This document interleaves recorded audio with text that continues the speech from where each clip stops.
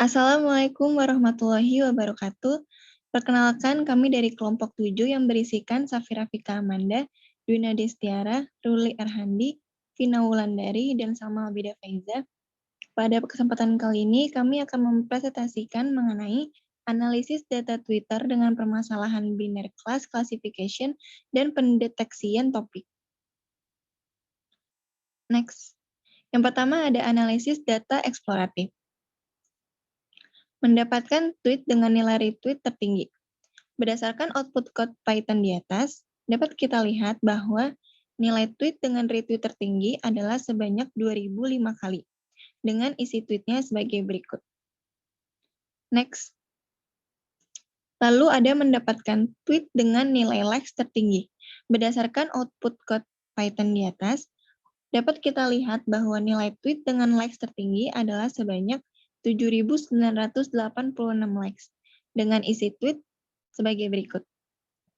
Next. Lalu, untuk mendapatkan tweet dengan replies tertinggi. Berdasarkan code Python di atas, dapat kita lihat bahwa nilai tweet dengan replies tertinggi adalah sebanyak 693 kali, dengan isi tweet sebagai berikut. Next. Lalu, mendapatkan username yang paling sering dimention di dalam konten tweet. Berdasarkan output code Python di atas, dapat kita lihat bahwa username yang paling sering dimention di dalam konten tweet adalah Joko Widodo.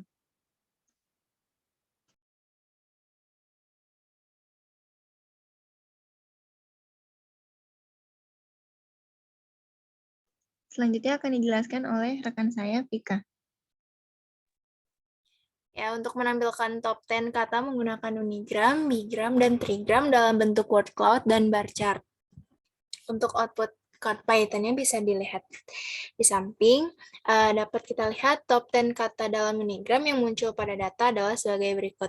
Kata bangsa sebanyak 5.755, kata cebong sebanyak 5.606, kata yang sebanyak 4.492, kata bangsat sebanyak 2.254, kata kemanusiaan sebanyak 1.954, kata dunia sebanyak 1.775, kata Cina sebanyak 1.287, kata Indonesia sebanyak 1.278, kata orang 1.091, kata kedamaian sebanyak 970. Untuk bigram, output code Python-nya bisa dilihat berdasarkan output di samping.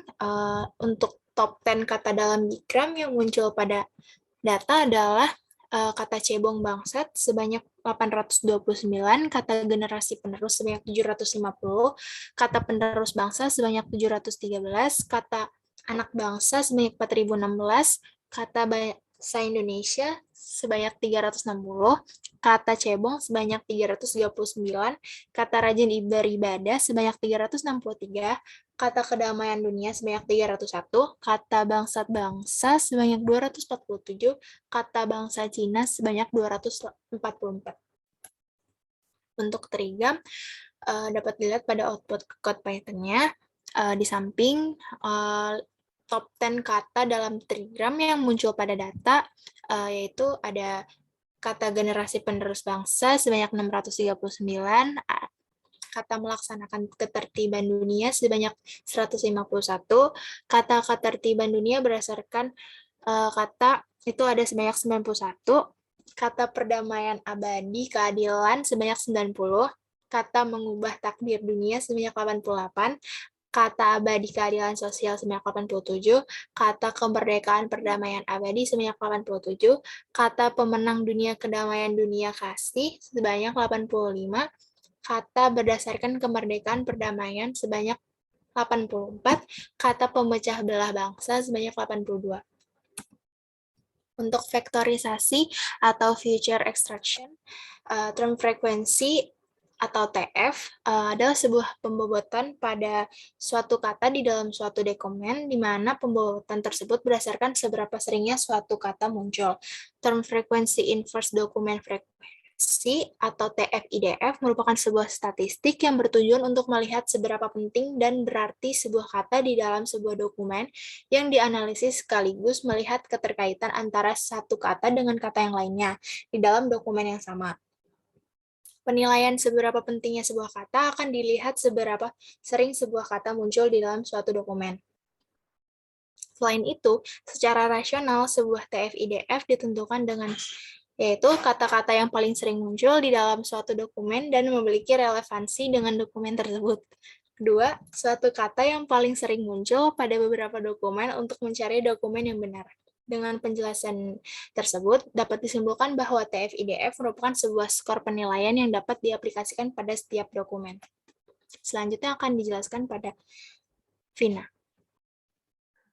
Baik, untuk selanjutnya yaitu ada perhitungan manual dari TF dan juga TF-IDF. Yang pertama yaitu perhitungan manual dari TF. Untuk contohnya, misalkan diberikan beberapa kalimat sebagai berikut, di mana D1 itu sama dengan saya berangkat ke kampus untuk belajar, D2 yaitu ibu pergi berbelanja ke pasar, D3 yaitu ayah ke kantor untuk bekerja. Korpus atau kumpulan kata yang dibentuk dari beberapa kalimat tersebut yaitu ayah, bekerja, belajar, berangkat, berbelanja, ibu, kampus, kantor, ke, pasar, pergi, saya, dan untuk. Pembobotan menggunakan TF-IDF dijelaskan pada persamaan WI, J sama dengan TFI, J dikali log N per DFI. Next.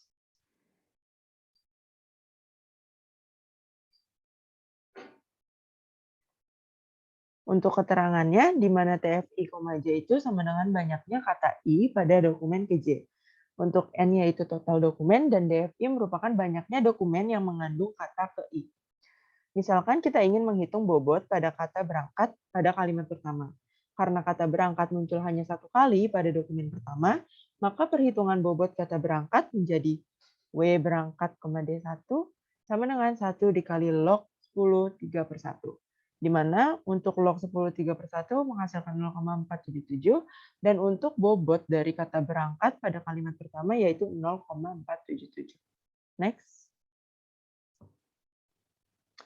Berbeda dengan perhitungan menggunakan library scikit-learn feature extraction di Python, bobot TF-IDF dihitung dengan rumus WI, J sama dengan TFI, J dikali log N per TFI plus 1.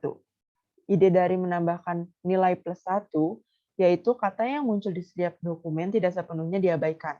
Perhitungan log pada library TF-IDF di scikit-learn menggunakan logaritma natural atau yang dapat disebut sebagai Eloga atau dengan kata lain logaritma dengan basis E dengan N 2,72 sehingga perhitungan bobot TF-IDF di Python menjadi W berangkat, D1 sama dengan TF berangkat D1 dikali ln dari N per DFI plus 1.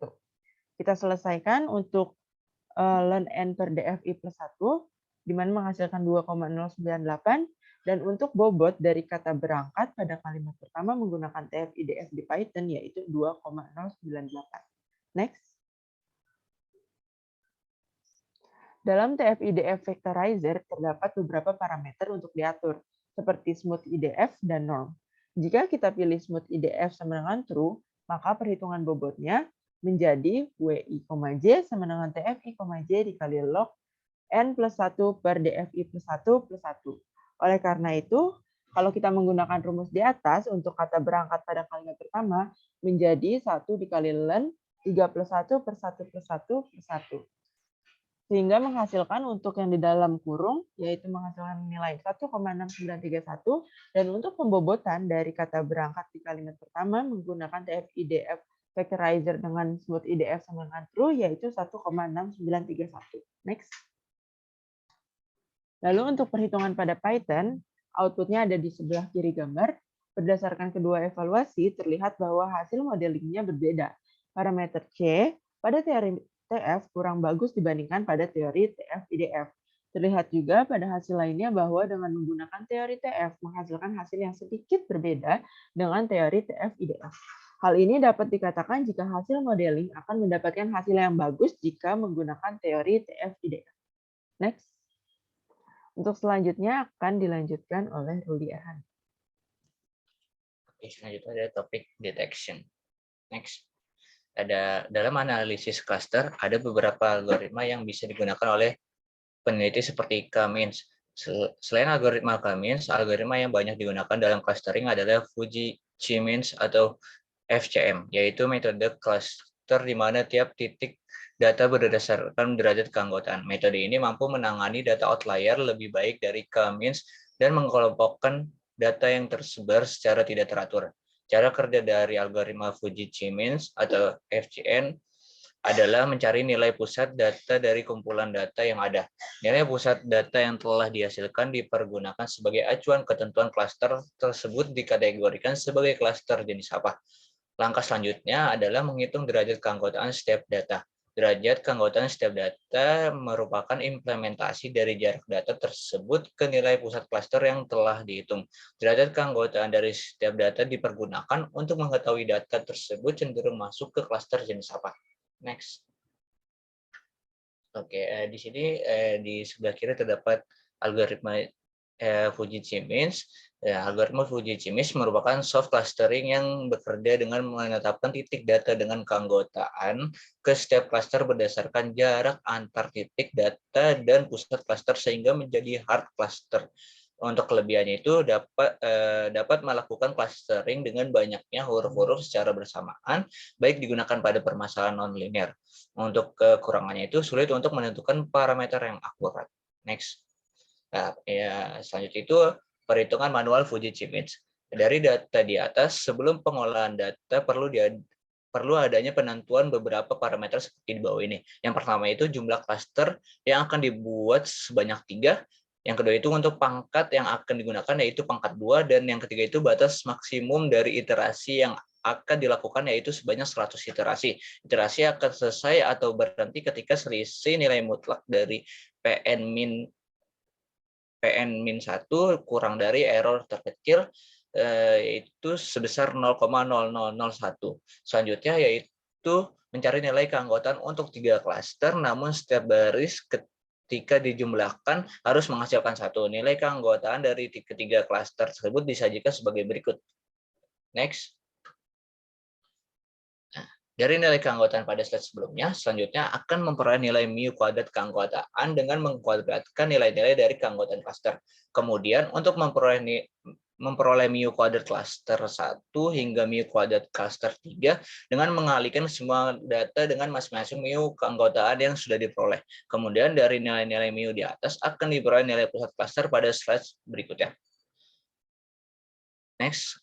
Selanjutnya akan disampaikan oleh rekan saya, Salma. Ya, baik.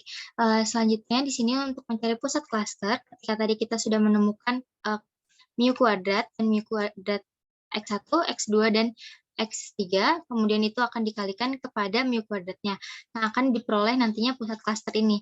Pusat klaster ini berguna untuk menentukan fungsi objektif. Nah, yang mana hasilnya dari fungsi objektif ini akan dilihat selisihnya dengan fungsi objektif yang awal yang sudah kita tentukan sebelumnya. Fungsi objektif ini bisa dilihat di samping, yaitu ada L1, L2, dan L3, dan juga total di mana penjumlahan dari setiap baris L1, L2, dan L3.